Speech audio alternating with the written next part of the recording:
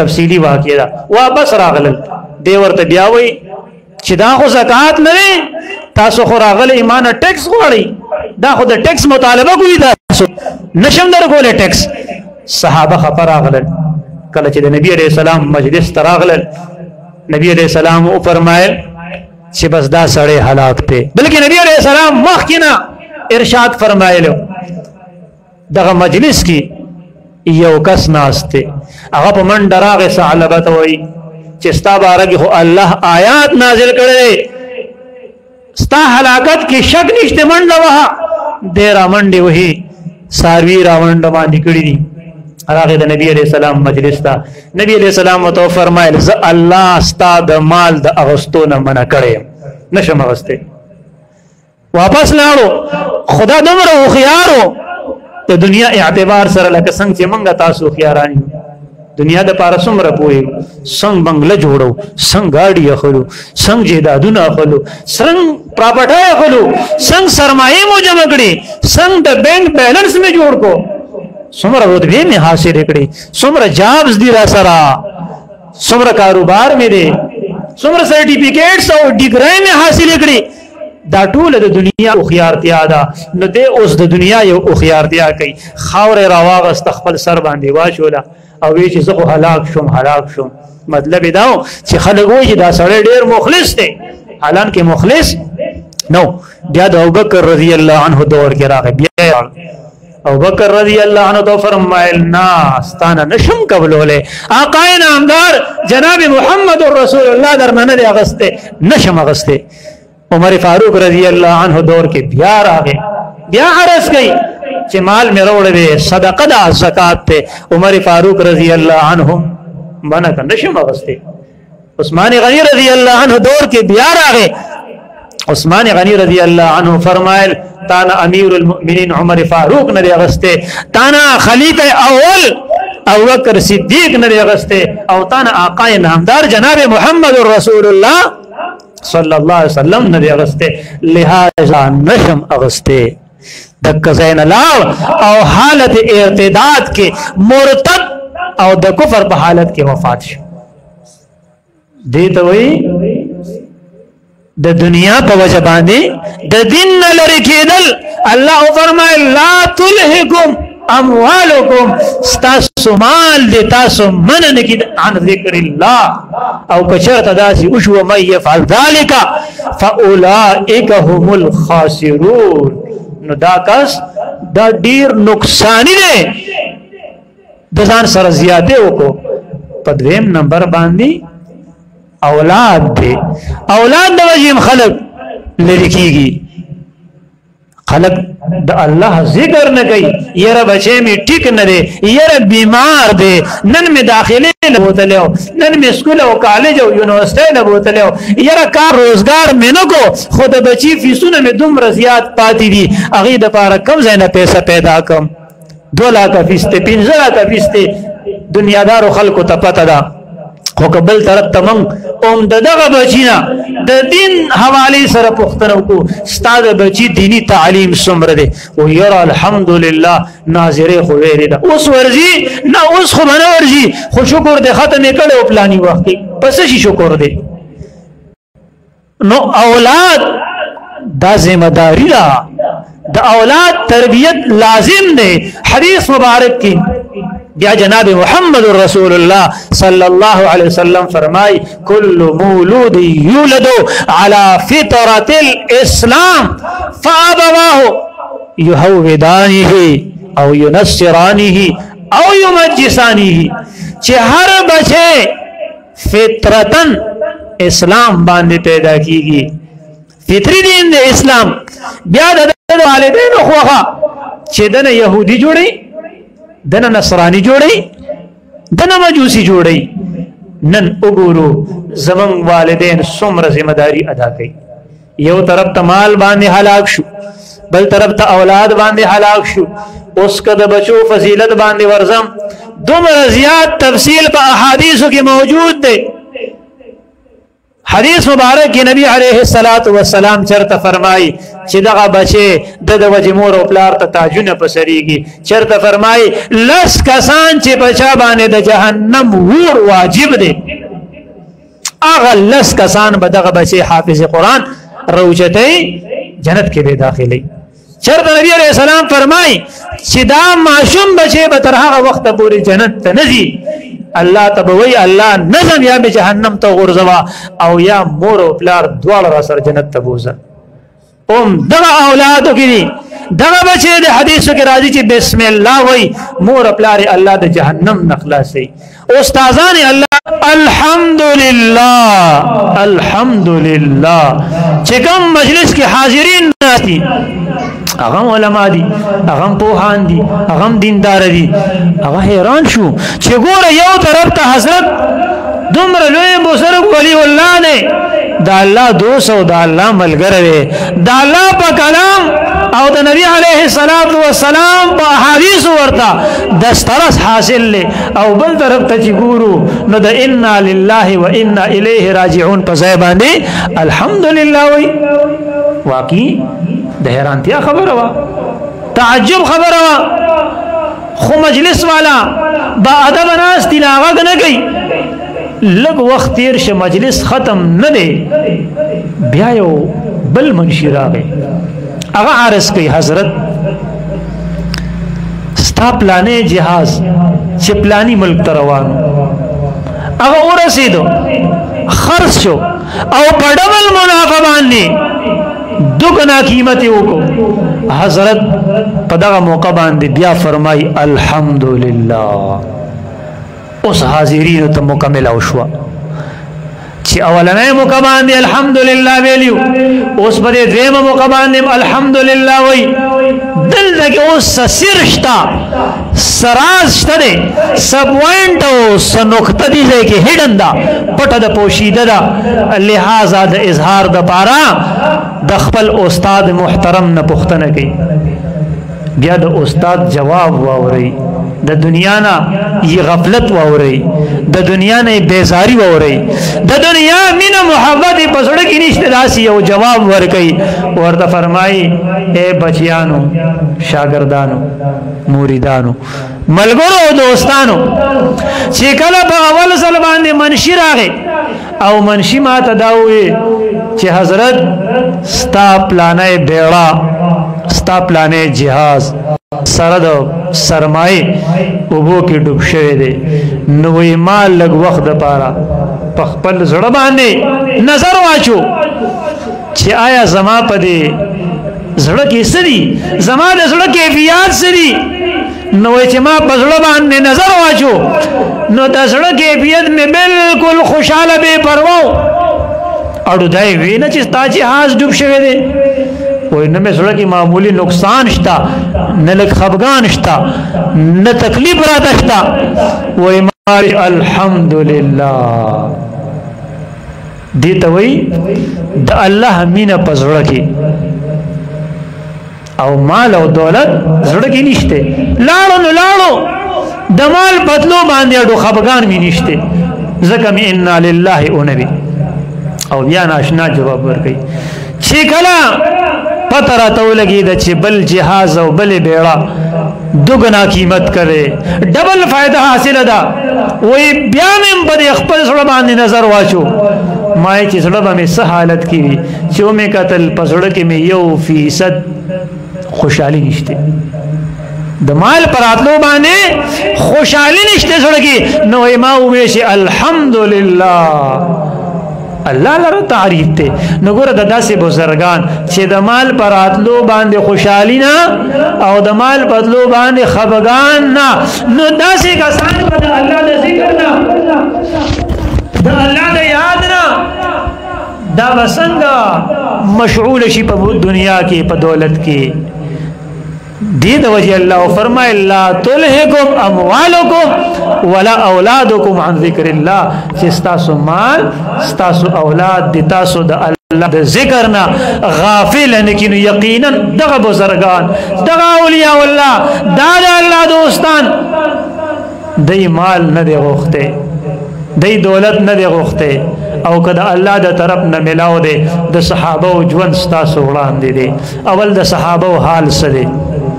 ابو هريره رضی الله عنه بچی د جناب محمد رسول الله صلی الله علیه وسلم مجلس کی تشریف فرماو خپل حالات بیانې غربت هغه فقر بیانې چې دا سدري ورځې براغله چې خوراک به منو کړي او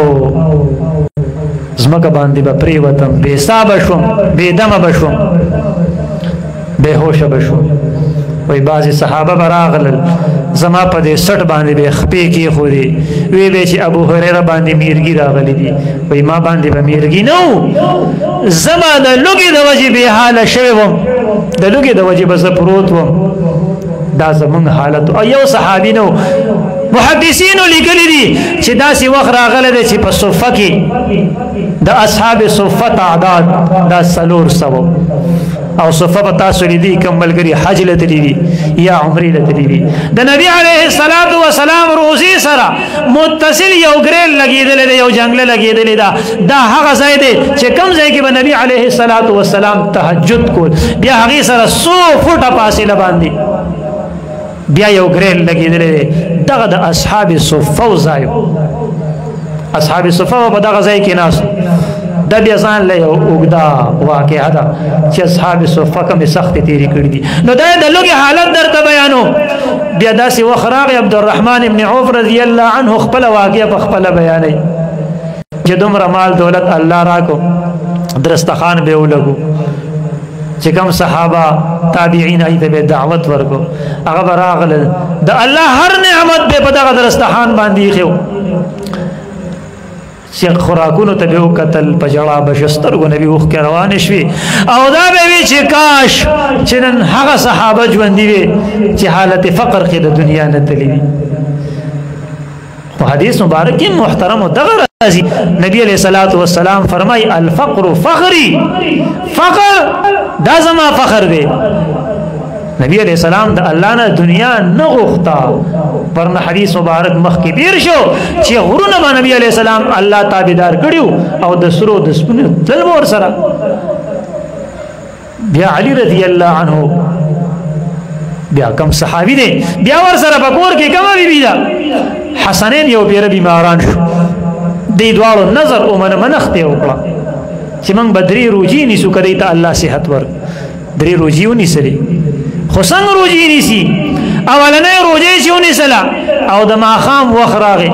خوراک تکین استدل روجه به اسماتي اذان وخت نږدې دی د کې یو دروازه وډبې دی یو کسراغه سوق یې رزخو مسکین یم د الله پنوم باندې سراکی علی رضی الله اکور تراغ فاطمه الزهرا د نبی علیہ السلام د زړه ور سره هغه یو روټای چې کوم مهیا د کور کې هغه مسکین لور کړه پروجماته صرف ابو باندې وشو بیا سباله پښمنه په ابو باندې سبا روزي د باره بیا سره لګ ټک ټک کارو کو لګوند کې روجماته راړو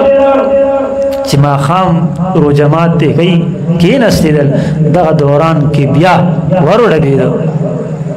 بهر وته سو فقیر یم د الله په نوم سواړه علی رضی الله عنه بیا هغه خوراک واغس ویړو بیا په صرف ابو باندې روزه ماتي سحر له پښمنه بیا په ابو باندې دریم ورځ دا سمره ضعف راځي جسم کې سمره کمزوري راځي سمره مشکل کار دی دریم ورځ باندې بیا لغون ته کې خوراک مهیا دی دروازه وډوي دا علی رضی الله عنه تشریف وړوي کتیدل وای چې زه خو یو کېدی راغلم اسیر یم دا الله نوم باندې درنه سغواړم علی رضی الله عنه بیا هغه خوراک راړو او دغه فقیر ته ورکو او خپل په دریم ورځ باندې سره د فاطمه الزهرا رضی الله تعالی عنها روزه په ابو باندې ما تکړه ويؤثرون على انفسهم ولو كان بهم قصاصه قران پاک کې د هغه صحابه صفات الله بیان کړی ويؤثرون على انفسهم ولو كان بهم قصاصه چې دا صحابه همیشه ضرورت مند لا ضرورت برابرې اگر چې دی په خپل محتاج دی دی ته ضرورت وي خود بل محتاج ضرورت اول بیانې خپل ځان رست پری دی او باغی باندې د صحابه واقعیات شته چې د بيزي یو سر وو کور باندې ګرځي او واپس راځي هر صحابي دا وای چې زما کور کې نن د غرمې خوراک او شما خام له الله شتا او بل هغه واقعي مستاسو وړاندې دا چې نبی عليه السلام مسجد نبوي کې اعلان وکړو چې د مسافر ته څوک خوراک ورکړي صحابي کور تراولي کور کې بیبي وای چې صرف د یو کس د خوراک سامان شته صحابي وته وی تیار کا ماشومان په چل ول باندې ودکا او چې کله ملمر وټه تکینی دیوم بڑکا چې ملمت دا پته نه لګي چې خوراک کم دی ملمت پته نه لګي دا ملمزان موړ کو صحابیم په لګي حالت کې ود شو بیبیم لګي حالت کې او بچیم د لګي حالت کې ود نو دا خبره مولا کوله چې صحابه اغه د مال د وجد الله د ذکر او د الله د یاد نه چرته پاتې شوی نه دي غنی علی رضی الله عنه ویل چې دمه روزه به بیاونی سم درېمه به بیاونی سم کذاب راوړو نه نه نه نه نه د مال د وجه د دولت د وجه د سرمایه د وجه د اولاد د وجه د الله د دین نه غفلت نه اختیار کړي نو یقینا محترم چې کوم خلق هوشیار دي مچور دي دانشور دي صاحب بصیرت دي نو هغه پنن دور کې د الله جل جلاله دین تفوقیت ورکي او په دغه مثالونو کې یو اگزامپل یو مثال زه د خپل والد محترم شیخ القرآن مولانا ولی بهادر حقانی رحمهم الله نور الله مرقدهم ورقوم چې خپل بچي حافظان خپل بچي عالمان خپل بچي قاریان خپل بچي امامان او دا یقینا د مادیت په دور کې یو ګران او مشکل بلکې ناممکن کار دی او بل طرف ته د خپل لک زر خرید زمکینا د الله په نوم باندې ځای ورکول هغه مدرسه ستاسو وړاندې ده د علوم رحمانیه شاه منصور دا څومره مشکل کار دی خو چې کله د یو کس ایمان جوړ شي چې او د الله ذکر دا ما نمنه کوي اولاد چې د الله ذکر مکوا مال به نمنه کوي انو محترم تاسو اولید بلکې واخو موریدا سسیزونه مولیدل تاسو مشاهده کې راغلل او مشاهده کې چې کم سیزوي هغه یقین سره وي پاغي باندې د انسان ایمان آسان وي نو تاسو اولیدل بچي عالمان مدرسه مولیدا او یو سیز موریدو چې هغه ته الله جل جلاله کوم مرګ ورکو د علماء د اقوال مطابق چې هغه مرګ د متقدمینو دی په خو زمانہ کې به علماء او تا بزرګان او اولیاء الله او تداسي مرګونه ملاویدل چې خپل بچی را غونډول صدقه کول د مدرسې د قاری خیال ساتل د مرګ نه 2 منټه مخکې بیا خپل وجود ته مختصر وصیت او معافي کول او بیا د ناره تکبیر आवाज اوچتول او بیا اسمان ته ګوت اوچتول او بیا لا اله الا الله ویل دا یقینا په دې زمانہ کې ډېر عجیب ده دې باندې ډېر زیات واقعات دي چې اولیاء الله او تبکم باندې مرګ راځي عطار رحمهم الله څومره مشهور بزرگ دی داغه دکان ته یو کس راغی ورته وی چې ګور استاد اسا د اتر په دې ټولو بوتلو کې وردان نشوي دا چې د دین روزي څومره ګرانه بوي هغه ورته ول د مرګ اختیاري شه دی دا ملمو ته وی او اختیاري دی وی راکا صادر ته واغست داغه په دکان کې سم لاست کلمې وي چې هغه ته صادر لري کوي کته دو هغه وفات شو بل یو بزرگ دی دا سراغ مجلس کې کسان ناشتي هغه ته وی داسې یو بهترین زایشت دی چې هغه ځای کې زو وفات شم هغه ورته وی او زای بهترین مخامخ دا کوی دی هغه سره خوا کې مسجد دی دا غینه بهترین ځای بلکې د وفات کېدو د پاره او ورته وی ښا ملمنو خبره واوریدا ناس تو خلقم خبره واوریدا خو عجیبه خبره پکې دا ده چې ناس خلک په ځای ناس پاتې شو او حضرت لاړو هلته کې چاراندام وکړل مونځ یې وکړو او هلته کې سملاستو دا خلک چې کله دویم مونځ له لاړل ویې کتېدل مېلمه راپاسه مېلمه نه راپاسي چې څادر یې ترې لرې کړو هغه غریب په هغه ځای باندې وفات شو انا لله و انا الیه راجعون نو دین هم دا معلومه شو محترمو چې داسې خلک بیا د الله جل جلاله نه په کم وخت کې مرګ غواړي اکه وخت کې الله جل جلاله دوی ته مرګ ورکوي نو چې نن ځان سره دوه اهم پوینټونه واخلو یو دا چې د الله جل جلاله کم مال راکړی دی چې دا موږ د الله د ذکر نه محروم نه کی او دویم دا چې اولاد الله راکړی دی چې دا هم د الله د ذکر نه محروم نه کی الله جل جلاله دی د عمل کول توفیق نصیب کی زمنګ دا سعی دا درس دا د الله په خپل بارگاه کې قبول او مقبول وګرځي کوم ملګرو چې وکته دو مخ کې شیر کوي د دین یت باندې چې ډیرو خلکو ته فائدہ وشي او د دنیا او د دولت او د سرمایه او د اولاد د غفلت نه روزي او د الله دوستان د الله اولیاء الله او د الله ملګری جوړ شي الله جل جلاله دې د عمل کول توفیق نصیب کی وما علينا الا البلاغ